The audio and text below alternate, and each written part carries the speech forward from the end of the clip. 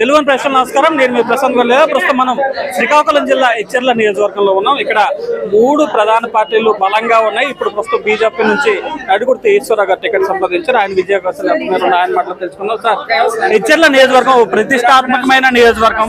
ఈ ప్రాంతంలో మూడు పార్టీలు కూడా బలంగా ఉన్నాయి. ఎన్ఈఆర్ మొత్తానికి టికెట్ సంపాదించారు. మీ విజయ అవకాశాలు ఎంత మేర? తప్పకుండా అండి, అందరూ సంతోషంగా ఉన్నారు. ఎన్ఈఆర్కి ఎన్డీఏ కూటమిలో భాగంగా నరేంద్ర మోడీ గారు కానీ, విడుదల చంద్రబాబు నాయుడు గారు కానీ, పవన్ కళ్యాణ్ గారు కూడా ముగ్గురు ఆశీర్వదించి పంపించినటువంటి ఈ ఎన్డీఏలో భాగంగా నాకు ఈ అవకాశం వచ్చింది. భారతీయ జనతా పార్టీ నాయకుడిగా అందరూ కూడా ఎన్ఈఆర్కి అవకాశం రావడం మాకు చాలా సంతోషంగా ఉంది. ఎందుకంటే మొదటి నుంచి కూడా నాకు తెలుగుదేశంతో, జనసేన తెలుగుదేశంతో నా రాజకీయ ప్రారంభం తెలుసు మీకు. అలాగే 2 జనరల్ ఎలక్షన్ చూశాను 2014-19తో. నా ప్రతి కార్యకర్తతో కూడా నాకు సత్సంబంధాలు ఉన్నాయి. అందరినీ కూడా పేరు పెట్టి పిలుచుకునే అవకాశం నాకు ఉంది. అటువంటి పార్టీలో నాకు భారతీయ జనతా పార్టీగా నాయకుడిగా ఉన్నప్పటికీ కూడా నాకు తెలుగుదేశం వాళ్ళందరూ కూడా నాకు పూర్తి సహాయ సహకారం ఉన్నాయి. అదే సమయంలో జనసేన సైనికులు అయితే నాకు మొదటి నుంచి కూడా నాకు అభిమానులు పర్సనల్ అందరూ కూడా ఈరోజు ఎన్ఈఆర్కి సీట్ రావడం హర్షం వ్యక్తం చేస్తున్నారు. చాలా సంతోషం. ప్రజల నుంచి గట్టి మద్దతు కనిపిస్తుంది. ఎన్ఈఆర్కి సత్సంబంధాలు ఉన్నాయి కానీ కమలం గుర్తును డైజెస్ట్ చేసుకోవడం అనేది చాలా వరకు కష్టం. ప్రజల్లోకి తీసుకెళ్ళడం ఆ టాస్క్ ని ఎన్ఈఆర్ ఎలా కంప్లీట్ చేస్తారు? అదే లేదండి, మన హెచ్ఎల్ నియోజకవర్గానికి కమల గుర్తు కొత్తది కాదు. మొన్న జడ్పీటీసీ ఎలక్షన్లో, స్థానిక సంస్థల ఎలక్షన్లో 80 ఎంపీటీసీలు ఉంటే హెచ్ఎల్ నియోజకవర్గంలో 40 ఎంపీటీసీలు పోటీ పెట్టాం.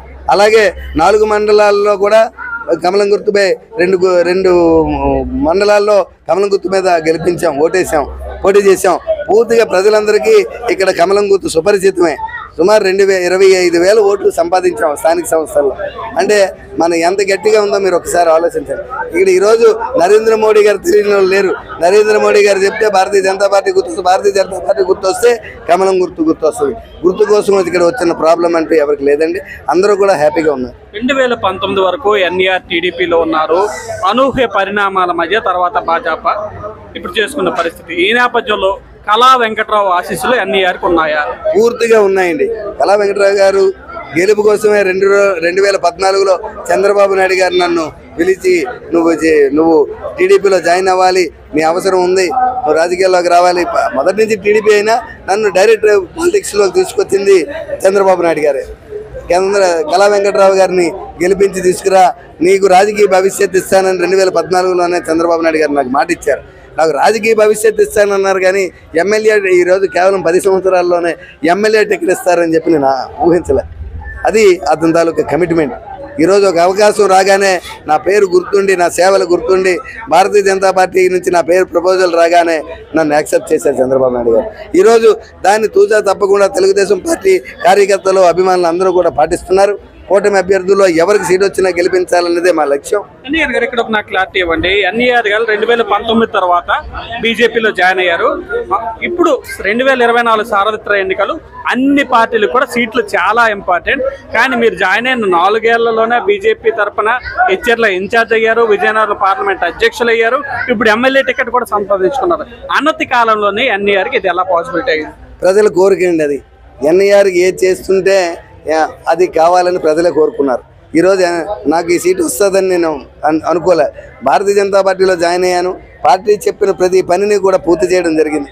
అలాగే మా అభిమాన నాయకురాలు నందమూరి తారక రామారావు గారు, ముద్దుల తనయ్య, పురంధేశ్వరి గారు రాష్ట్ర అధ్యక్షులు అయిన వెంటనే ఎన్ఈఆర్ గారు మీరు విజయనగరం పార్లమెంటరీ బాధ్యతలు తీసుకోవాలి అంటే, లేదమ్మా నాకు బిజీగా ఉన్నాను, స్కూలు పనుల్లో ఉన్నాను, రాజకీయం నా నియోజకవర్గంలో రాజకీయం చూసుకోవాలి, నాకు జిల్లా మొత్తం చూడడం అవ్వదు అంటే, లేదు మీరు తప్పకుండా ఈ బాధ్యతలు చెయ్యాలి అని చెప్పి నాకు బలవంతంగా విజయనగరం పార్లమెంటరీ జిల్లా బాధ్యతలు అప్పచెప్పారు.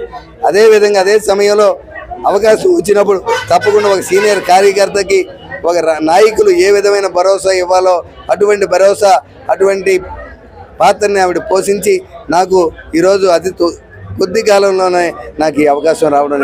ఒక విషయంలో కంక్లూజన్ ఇవ్వండి. రాష్ట్రంలో వైసీపీ అమలు చేస్తున్న పథకాల్లో ₹1 వాటా బీజేపీ ప్రభుత్వానికి, కేంద్ర ప్రభుత్వానికి.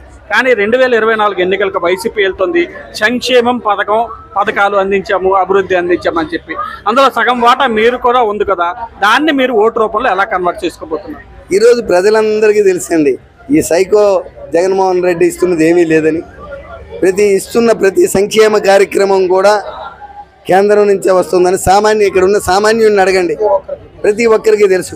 ఈరోజు ఒక బియ్యపు గింజ వస్తున్న కేంద్ర ప్రభుత్వం నుంచే, ఈరోజు ఉజ్వల గ్యాస్ వస్తున్న కేంద్ర ప్రభుత్వం నుంచే, ఈరోజు ఎక్కడైనా కుళాయి నుంచి మంచినీరు వస్తున్న కేంద్ర ప్రభుత్వం నుంచే, వీధిలో లైట్ వెలుగుతున్న కేంద్ర ప్రభుత్వం నుంచే, మనకి ఆరోగ్య భద్రత కార్డులు వచ్చిన కేంద్ర ప్రభుత్వం నుంచే, ఈరోజు ఉపాధి కూలీ పనుల్లో 300 రూపాయలు కూలీ వస్తుంది అంటే అది కేంద్ర ప్రభుత్వం నుంచే.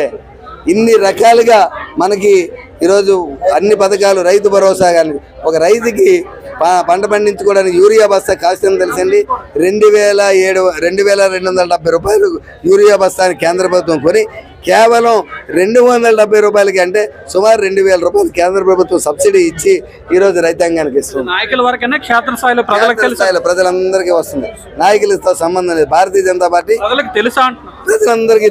ప్రజలందరికీ తెలుసు. ఈ నాయకులు మాత్రం అది చెప్పనివ్వరు, అది యాక్సెప్ట్ చేయనివ్వరు. వాళ్ళ సైకో కోసమే వాళ్ళు మా జగన్మోహన్ రెడ్డి ఇచ్చాడు. ఇల్లు ఎవరిస్తారు చెప్పండి? మీకు తెలుసు కదా, ఇల్లు ఇచ్చినవి ఎవరివి? కేంద్ర ప్రభుత్వం. ఇల్లు ఎవరిచ్చినవి? కేంద్ర ప్రభుత్వం శాంక్షన్ చేస్తుంది.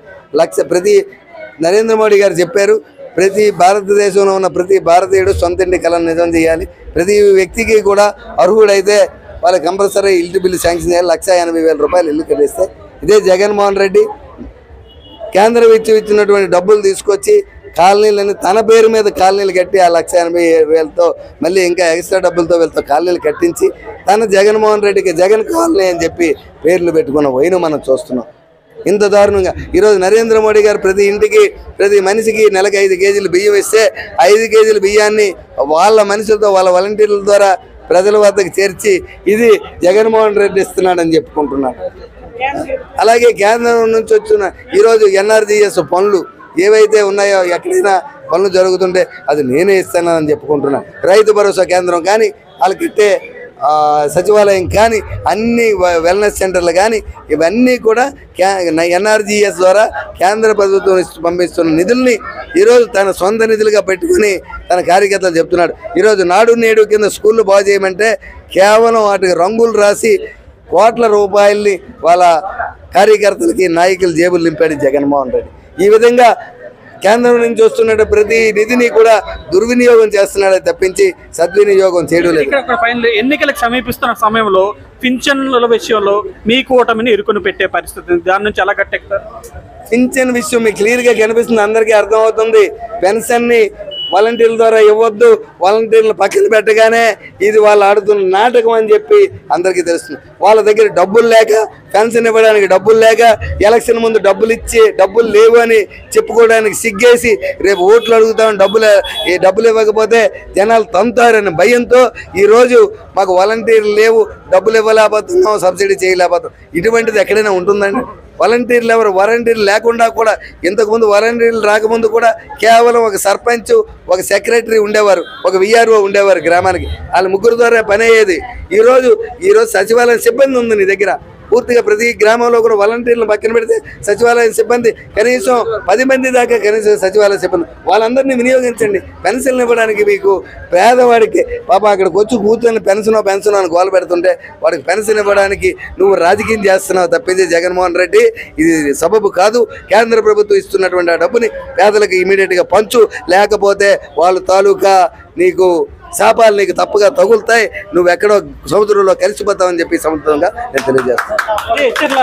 బీజేపీ అభ్యర్థి నడుకుర్తి ఈశ్వరరావు గారు చెప్తున్నమాట, రాష్ట్రంలో తప్పనిసరిగా ఎన్డీఏ కూటమి ప్రభుత్వం అధికారంలోకి వస్తుందని చెప్తున్నారు. ఇంకోవైపు ఏదైతే ఇచ్చర్లలో స్పష్టమైన మెజార్టీతో తన విజయం ఖాయమని చెప్తున్నారు. ఇంకోవైపు రాష్ట్రంలో ఏవైతే అమలు అవుతున్న పథకాల విషయంలో కేంద్రం వాటా ఉందన్న విషయం స్పష్టంగా ప్రజలకు తెలిసింది. తప్పనిసరిగా వచ్చే ఎన్నికల్లో ప్రభావం చూపుతుందని అన్ని స్పష్టం చేస్తున్న పరిస్థితి.